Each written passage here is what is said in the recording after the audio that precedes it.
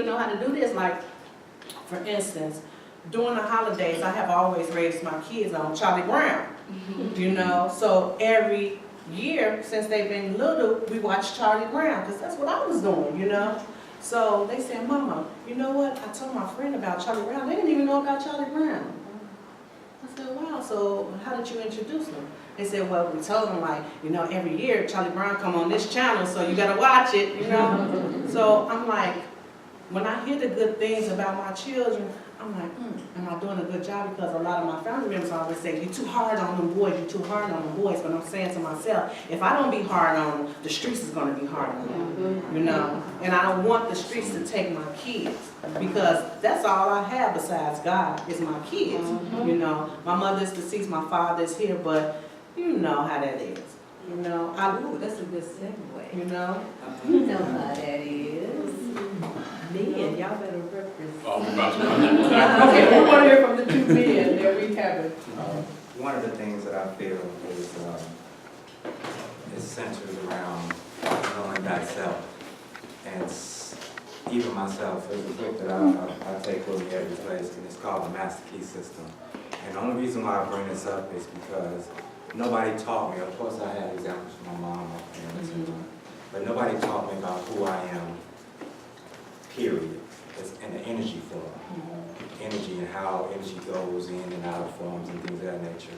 If before I knew that, I didn't know how energy could affect anybody else along with myself. So when I teach this to kids, they get it. And what I mean by get it, they see that energy is in everything. So you have to either be a respecter of it, or it's going to do something else to you.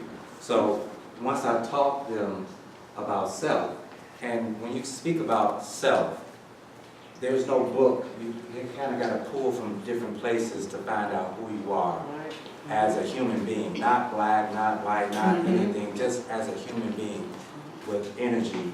And once you teach them what energy is and how it works, and I say that because I went to school for industrial electronics, electrical engineering, all that good stuff. I took every math class known to man, but it had no relevance on everyday life. That means that 2 + 2 is 4, but what about if two people that's good come together?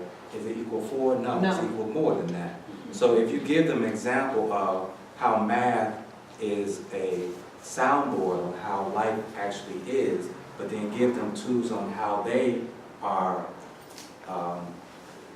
a force within that equation, then they'll have an idea of what goes around comes around. We hear about these soliloquies, these cliches, but we have no idea on how it works with everyday life.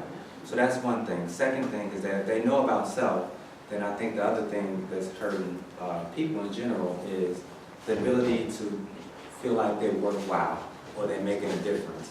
And that is, to me, synonymous with being able to be self-sufficient and self-sufficient. Self-sufficient and self-efficient means that you can use your mouth and your brain to make money or make ideas or make other things better. And that is where self-worth comes in that. So if you understand who you are, and then you have that idea of who you are, and that you make a difference, and then you have some kind of tool or gift, whatever, talent, what have you, and you teach them how to actually feel the need of whatever is going on in society, and then your accolades are going to come from your peers. I don't care what happens, when you do something good, yeah, you want to get one from your parents, but when people see that your peers are doing something good, they're going to model off of that. They will likely model off of somebody that they know that's in their same age group than somebody talking down to them as an adult.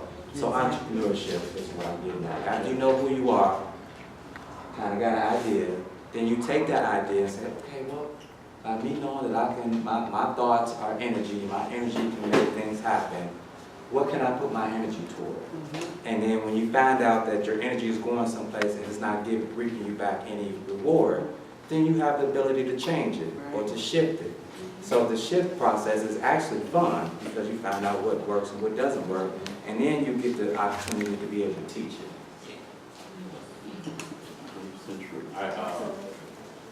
When we was doing the sushi, I'm a mentor as well, so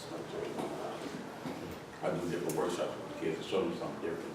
understand the education piece. So during our shoe shine workshop, I gave all the kids certificates. I made a certificate, shoe shine certificate.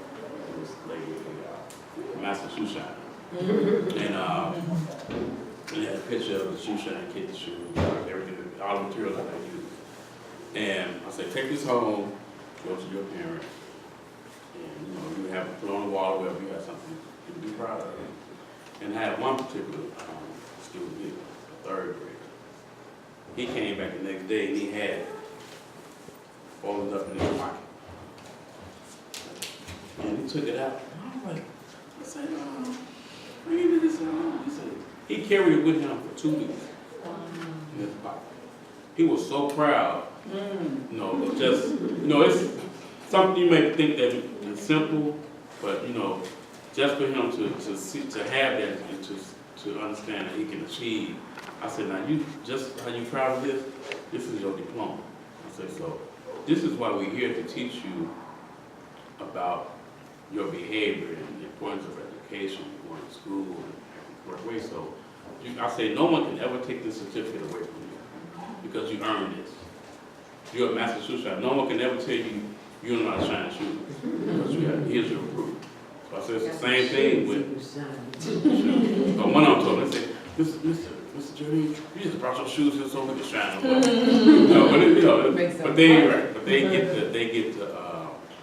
they understand the concept of it. So you use that positive energy and that self-worth, and then you translate it to, okay, you did this, and this is how it plays into your education, this is how it plays into your everyday life, this is how it plays into your future, you want to be an entrepreneur, you want to go into whatever type of business, they understand and they see that self-worth at an early age.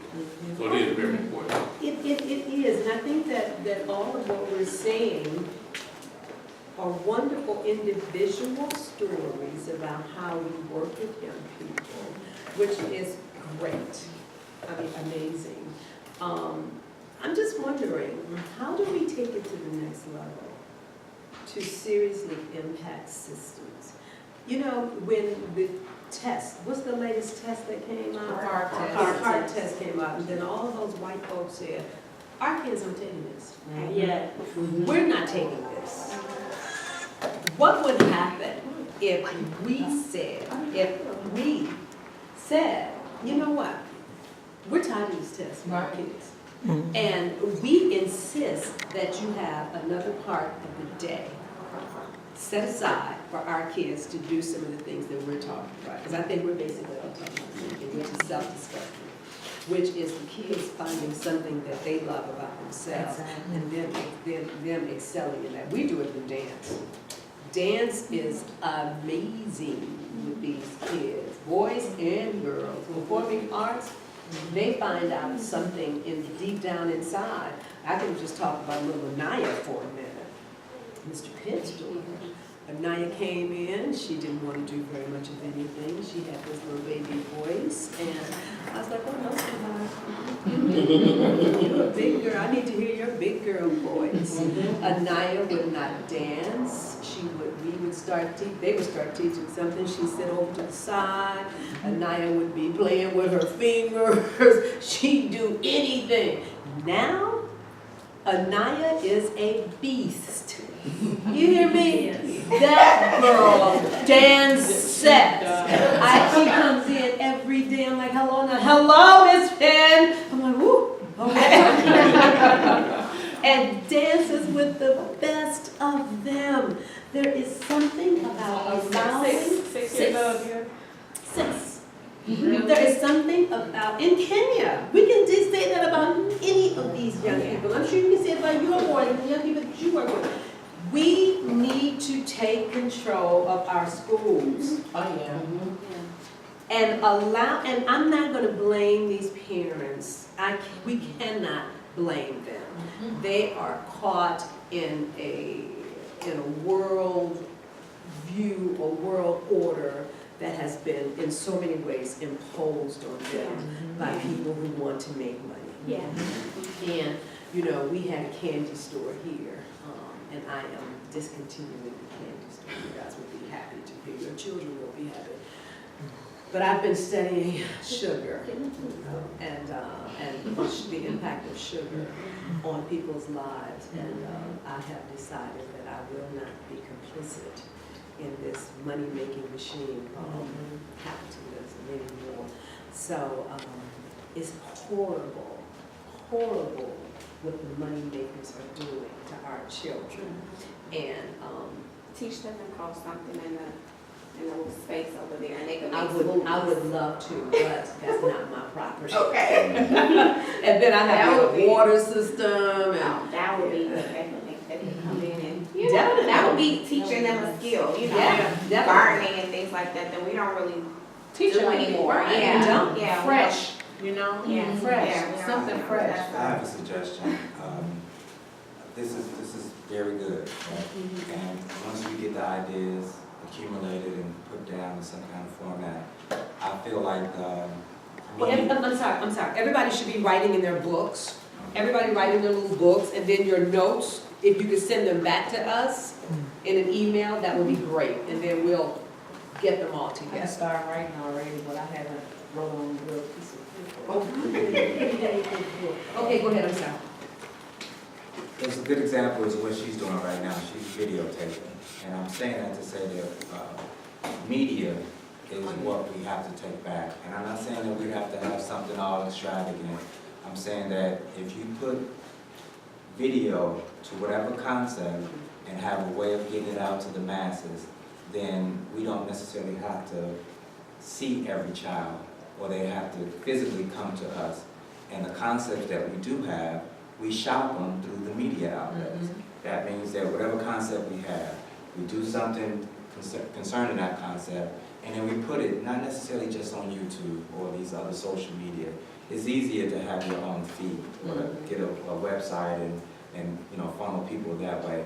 And the reason why I'm saying that is because just like this meeting, we can say some things, we can do some things, but what's the follow-up? Right. Or what is it that we can, if we don't necessarily get everything written down because we're listening intently, then at least we can go back to that video and say, you know what such and such, or what Mr. Pitt said was important, and I didn't catch it the first time. So now it acts as a correspondence course or some kind of things that you can go back to get more information or share it with somebody.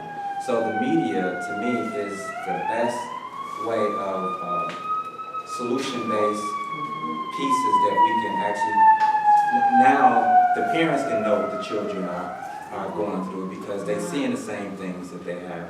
The social media now, or excuse me, just technology period, our kids are light years ahead of most parents. Yes. So they're looking at things that is unbeknownst to the parent. So my point is that if the parent says, hey, go to this website, look at this, and we can have some dialogue on it. At least you know that the child, or the parent has some kind of interaction with the child. They learning the same things, and then they have some dialogue to talk. And they can refer back to it at any given moment of time. 10, 11 times until they learn it. So I think that the media is what, and when I say media, I'm just saying get something for proof. Proof. Proof when you go and get money from all kinds of companies or corporate sponsors and stuff like that. Instead of trying to tell them what you do, here's a 3-minute piece on what we did with this concept. They can't say nothing, and they don't know what's actually going on in our community because we don't videotape it. Yes, So videotape it like I'm telling my age, or record it. We